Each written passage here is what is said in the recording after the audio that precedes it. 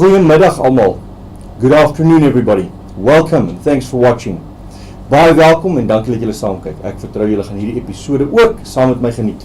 I trust you will enjoy this episode along with me, guys. So we ended off last week where we had corrected some piano errors and that one specific bass error. This week we're going to be looking at the keys for the song.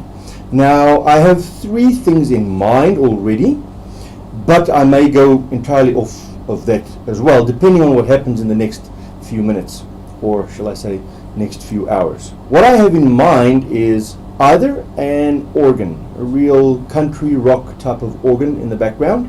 That's my initial thought. Alternatively, some form of pads, closer to what you would think of the 1980s and early 90s, maybe the Yamaha DX7, I don't know if you guys remember that. You know, those real warm pad type of sounds. And then thirdly, maybe just some form of strings playing along. Although I don't really want to do fake strings on this specific recording. But so my third option is either strings or maybe just looking for stuff, experimenting with things a little bit. You may recall in one of the earlier episodes, I mentioned a very good friend of mine, Corneille Danhauser, whose bass guitar I've used on this actual recording. And he was experimenting with a couple of electronic sounds a little while ago, and he's sort of found some magic that he's using there, and this inspired me to maybe look at a couple of sounds as well.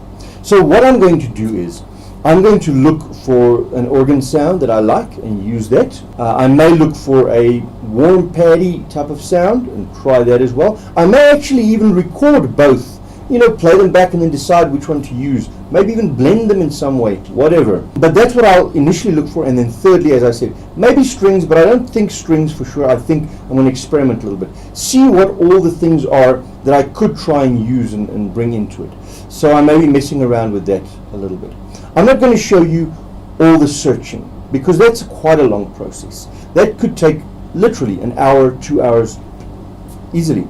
If I'm fortunate and I quickly find something, it might take 15 or 20 minutes. But I'm not going to show you all of that. I'm going to just show you how I set it up to record, and then the video is going to jump as I continue looking for sounds. At that point, I'll reinitiate the videos and then show you guys how I record. Whether I record all of these different parts or just one of them, you'll be seeing me recording those parts. But you won't see the whole process of me selecting every single sound. So let's look on the screen quickly. You can see right over here, this is the whole song being shown. It's called Live Justly. Now, till today I haven't decided finally on the name. I use the name Walk Humbly here on YouTube, but I think I actually registered the song with Samro as Live Justly. And initially I recorded it as Live Justly. So whichever way, it's the same song, Live Justly, Walk Humbly. Let's have a look here. On the screen you can see, we have the pilot down here. You may recall we did the pilot initially, and then I recorded over the pilot, I recorded it as the piano track. Now what I'm going to do, I'm going to just rename this to piano so that it's sorted and settled. Then we know this is the piano track. I'm actually going to delete that track, we won't be needing it right now. But then for the keys, we're going to set up keys for this take. So what typically happens is I will add another version of Contact right over here.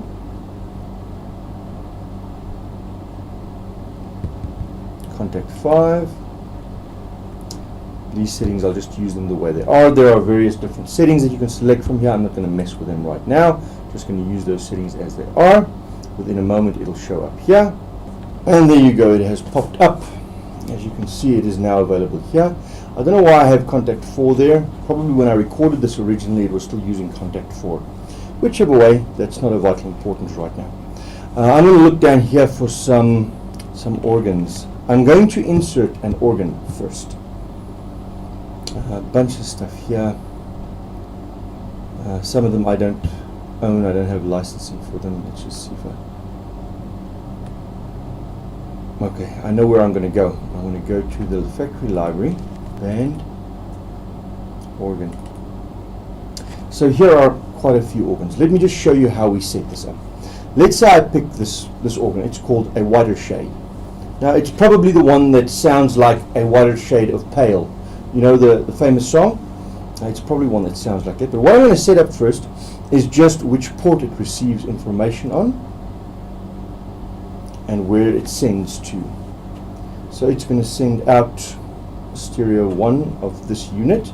So what I've done is, if you look on the other camera, I normally play on the piano. The piano is connected via MIDI to my computer.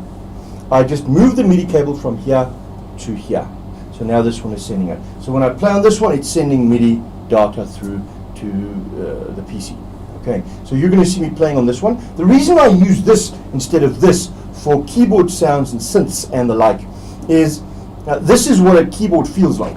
You know, it doesn't have resistance. It does have touch sensitivity. In other words, the louder I play, the louder it will play. It also has aftertouch and all those things, but it doesn't have resistance. It is not like a piano keyboard.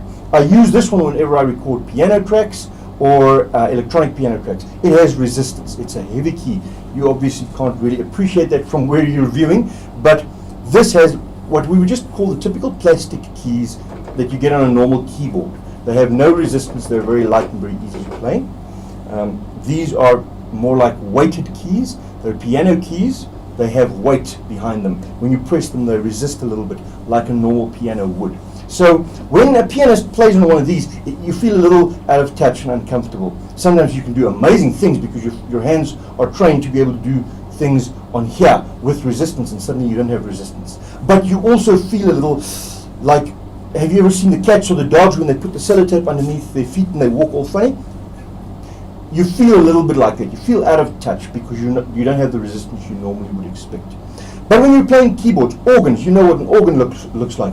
An organ has these type of keys, exactly like this. It does not have weight or resistance. So when I'm playing an organ sound, I want to be able to do the things that I would normally be able to do on an organ. Okay, there's no sound now, but that's what I would expect to do. When I'm doing pads and strings, you like to have the keyboard feel. Well, that's my personal opinion. There may be other keyboardists who feel different, who prefer to play here.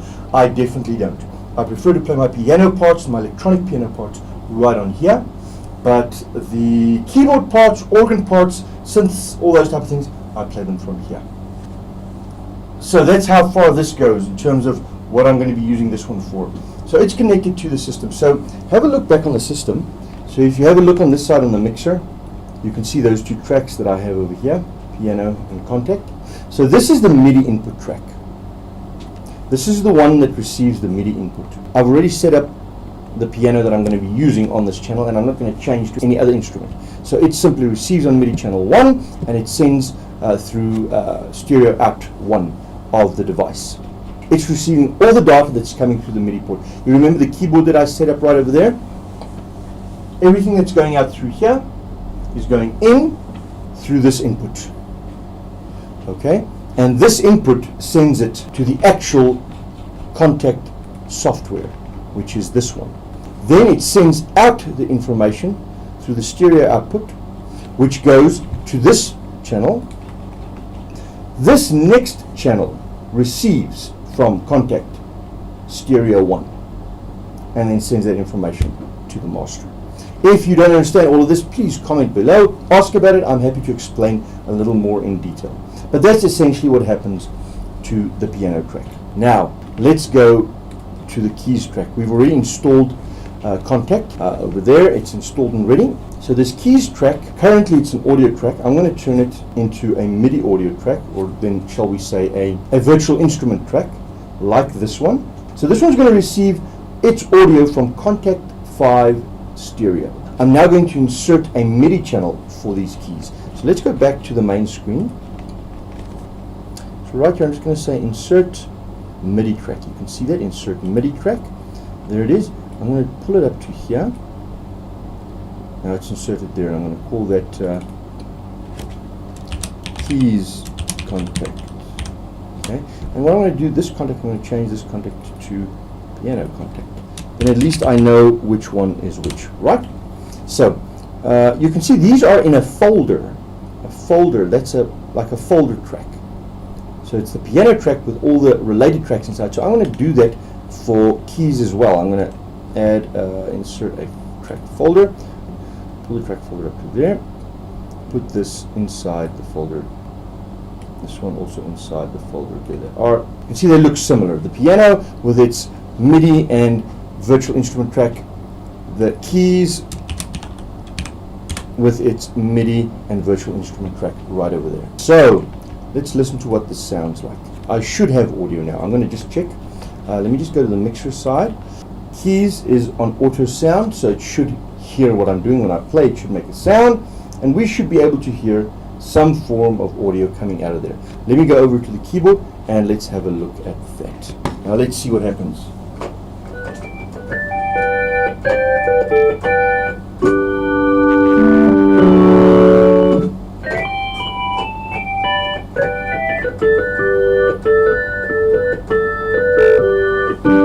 So as you all can see, it's playing back that organ sound that I've selected, the wider shade organ sound that I've selected. I'm playing back from here, it's sending data through here into the PC. On the PC, on the mixer screen, that which I'm playing comes in through this channel. Have a look at it. See how this one reacts? It sends its information, it's receiving from there. It sends this information through to contact, which is here, as you can see. Have a look at this one. It's receiving information, playing it out through its stereo 1 channel.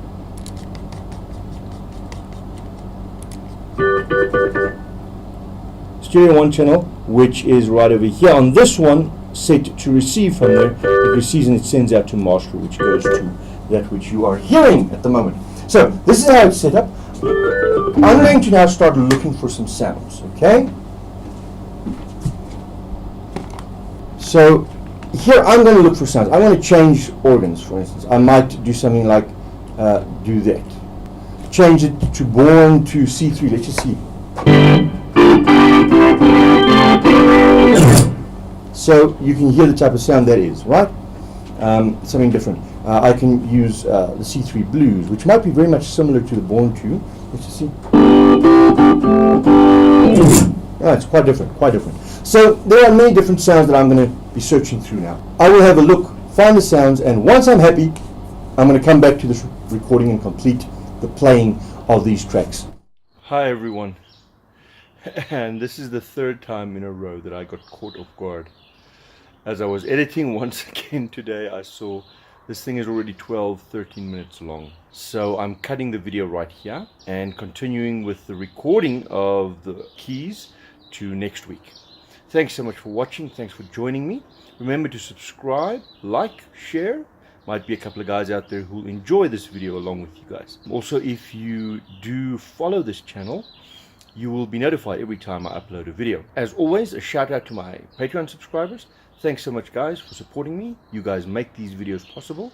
And if you're not a Patreon subscriber yet, do consider popping over to my Patreon channel, which is patreon.com/Riaan and supporting the music and the videos I make.